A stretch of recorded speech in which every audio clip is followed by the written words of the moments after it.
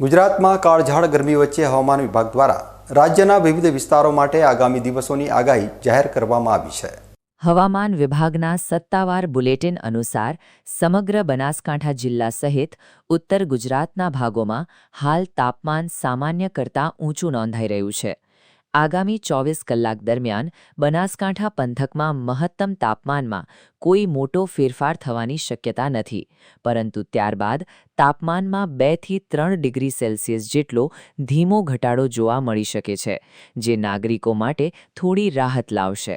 જો કે રાહતની વચ્ચે પણ આગામી 5 દિવસ દરમિયાન જિલ્લાના છૂટાછવાયા વિસ્તારોમાં પારો 40 ડિગ્રી સેલ્સિયસથી ઉપર જ રહેવાની સંભાવના હોવાથી બપોરના સમયે કટોકટીભરી ગરમીનો અહેસાસ ચાલુ રહેશે। રાહતની વાત એ છે કે દરિયાકાંઠાના વિસ્તારોની જેમ બનાસકાંઠા જિલ્લામાં ગરમ અને ભેજવાળું હવામાન એટલે કે અસહ્ય ઉકળાટની કોઈ વિપરીત અસર જોવા નહીં મળે। આ સાથે જ આગામી 7 દિવસ એટલે કે 25 મે 2026 સુધી સમગ્ર બનાસકાંઠા જિલ્લામાં હવામાન સંપૂર્ણપણે સૂકું રહેવાની સ્પષ્ટ સંભાવના વ્યક્ત કરવામાં આવી છે, જેથી હાલ તુરંત ક્યાંય પણ વરસાદી માહોલ જોવા મળશે નહીં। જિલ્લાવાસીઓને ગરમીના આ દિવસો દરમિયાન બપોરના સમયે બિનજરૂરી બહાર નીકળવાનું ટાળવા અને સ્વાસ્થ્યનું પૂરતું ધ્યાન રાખવા વહીવટી તંત્ર દ્વારા સલાહ આપવામાં આવી છે।